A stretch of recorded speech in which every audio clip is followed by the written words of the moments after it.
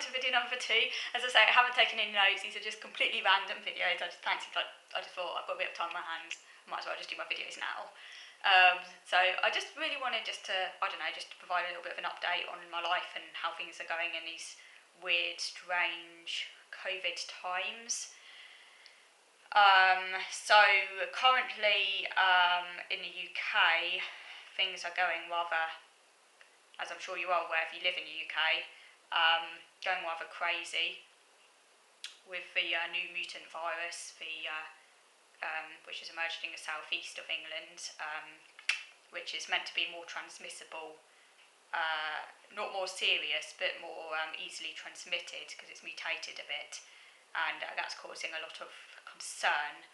And then on top of that, other countries have closed their borders, so you've got a pile up of lorries in Kent, and with potential fears around potential food shortages, which is quite concerning, and potential increase in cases of the virus over Christmas as people get together, and increasingly places being put in tier 4, which is another tier they've added. I don't really quite understand different tiers.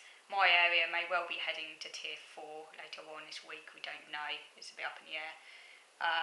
Doesn't really affect me too much what goes on because I've been effectively in lockdown since March anyway. So whatever happens outside in terms of tiers and stuff like that, it doesn't really affect my day-to-day life because I've been following the same routine since this thing started. My life has effectively been locked down since a couple of weeks before we officially went into lockdown back in March. I've been in lockdown. So that means that I haven't been going anywhere. I haven't been seeing anyone. I have not had face-to-face contact with a single person since early March. My life has been completely isolated. I haven't been going into shops, nothing. Because I've got such severe OCD, which obviously has been part of my life for a very long time. Before COVID, I had severe OCD, meaning that, which I think for me, do go and check out my podcast where I talk about it, OCD and its connection to my autism and stuff like that.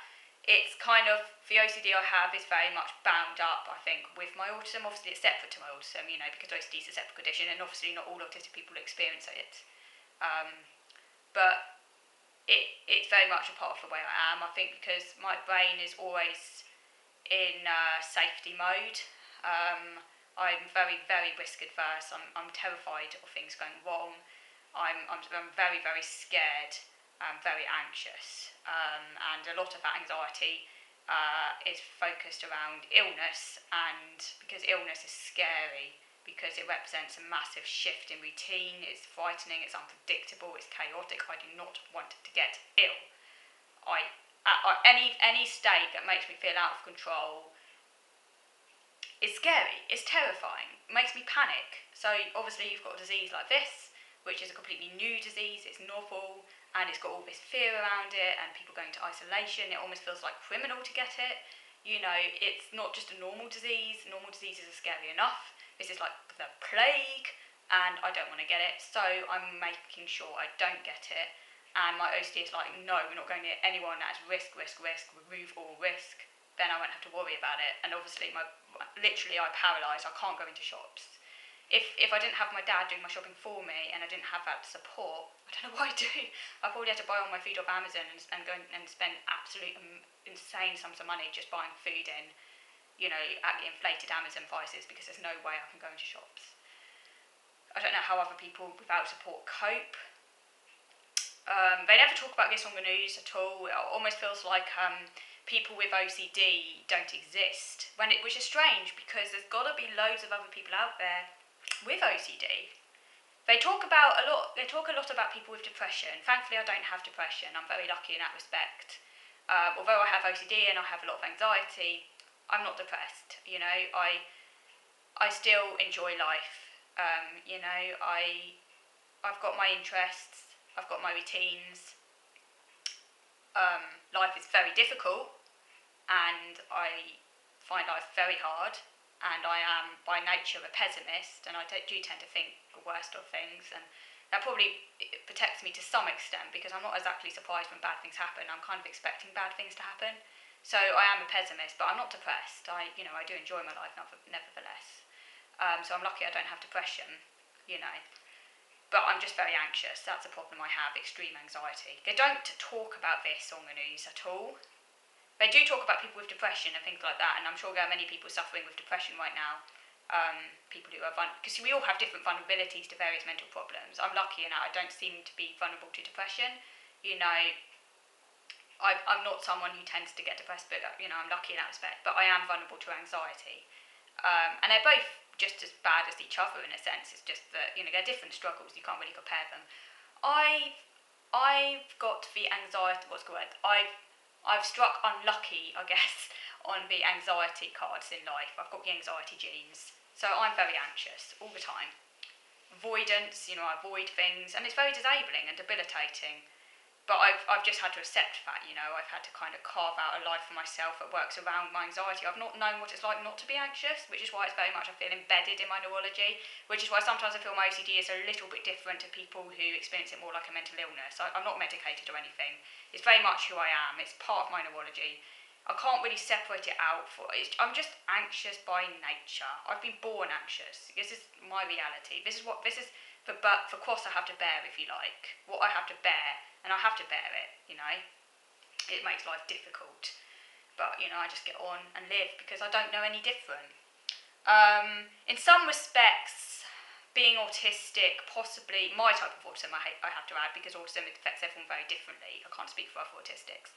But my autism, possibly in some respects, spares me from some of the worst of COVID isolation, because I don't really need other people that much anyway. Don't get me wrong, I do need some interaction with the rest of the world. I'm not like a complete hermit, and I get that mainly from the internet. And the social groups I attend online have been absolutely invaluable to me. I've been having a lot of online contact with people, and that's good social interaction, and that benefits me, and I benefit from that, so I'm lucky that I have these groups I attend online, but I don't need a lot of social interaction, and I can go weeks without seeing someone. Well, I've gone months now without seeing someone face to face, and it hasn't made me down or anything. I mean, I don't like the situation, but there's nothing I can do about it. And I think possibly because I've already experienced a lot of mental lockdown anguish before lockdown was a thing. I was already in a lockdown of sorts, admittedly not as extreme as now. I've possibly kind of, in a sense, mentally prepared myself already. Like, psychologically, this isn't too different to my normal life, my normal isolated existence as an autistic person. So that might be why, and I am lucky, at least I do have a support network and things. It'd be a lot different and a lot harder if I didn't, So for some people it's a lot worse. So I am very fortunate in that respect. But don't get me wrong, I absolutely hate this situation, it's just awful, isn't it, what's going on, and I just want it all to be over, as everyone does. I mean, it's been a really shitty year. But I'm just bearing up the best I can. I'm lucky in that I have my very strong interests. I've been doing a lot of collecting, spending a lot on Amazon. I'm not going anywhere, I'm not travelling, so it's money I'd usually spend, on going other places. I'm just stuck at home, so I need to make my COVID prison as nice as possible to keep me sane.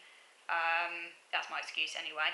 But I've been adding to my collections, mainly cookery books. That's been, obviously my special interest is cooking, so I love trying new recipes. So I've been, I've got loads of cookery books, and I love my cookery books. So that's keeping me sane and occupied, and collecting a few bowls, because I've got a bit of a bowl fetish. I love bowls. Well, I love food, so anything obviously to do with food, cooking, bowls, cups, mugs. So I'll be getting a few of those. Got a few cuddly toys just to make the place look a bit more interesting. I'm not going anywhere. I need to, like I say, decorate my prison a bit. I'm hardly going out, so that's keeping me sane and occupied. My special interest, autism's healing mechanism, I call it. The fact we do get very interested and hyper-focused on things can sometimes actually be a benefit when the world is going to pits, because at least you can focus on something that keeps you occupied, and that in itself can sometimes help with the negative obsessions, because then my brain gets focused on something else. it can sometimes be a good thing. It's a mixed blessing. For hyperfocus can be annoying at times and overwhelming, but at the same time it helps keep me sane when the world around me is falling apart. Yeah, obviously because I'm OCD I can't see anyone at Christmas. Lots of people find that absolutely awful, but again, being autistic and not really needing much contact doesn't really bother me. I mean, sure, don't get me wrong, I'd like to see my dad, I'd like to invite him round for tea, I miss being able to do that, but the current situation is that's not possible with my OCD and everything, and I've just had to accept that. I'm not going to moan about it. I just have to accept that. It kind of annoys me sometimes when non-autistics get so moany about it, and you think, can't you just make a few sacrifices? This is my life. I've had to do this for years, and now you're crying because because suddenly you can't do X, Y, and Z, and it's well, welcome to my world. It's welcome to the world of someone with a mental problem. This is something we've had to live with for years, and you're so lucky you don't have mental problems, and now you're going to have to give up a few things, and it's some people this is their life. But people don't think like that. I guess obviously, and obviously you can't compare it. I mean, they're privileged and lucky that they don't have mental problems. But I don't know, it's just funny, when I'm thinking, I'm not seeing anyone at Christmas and I'm getting by okay and it's not making me down, and then some people are crying because they can't see someone over Christmas. But again, maybe we should pity the neurotypicals, the non-autistics. Maybe they're the ones who have a problem now. Who's got worse problem, the autistic or the non-autistic? Sorry, I'm being a little bit facetious. Autism's a disability, I'd rather not be autistic, don't get me wrong, but sometimes, it's funny when those who don't have the disability are the ones who are struggling the most mentally, because their very social need has now become their nemesis, their Achilles heel, whereas those who don't have the social need so much are actually doing better in a weird way, psychologically speaking, because we're used to it. We've already had to deal with stress and anxiety all our lives, so when really shit things happen, it's just a slight step up from normal, but the brain is already in anxious fight or flight 24/7 anyway, so it's almost okay, not too much new here, now we have a real plague and everyone's worried all of a sudden. But anyhow, I'm like I say, I'm not seeing anyone over Christmas, I'm just doing my own thing, but it is as it is, isn't it? Just hope that next year's a better year.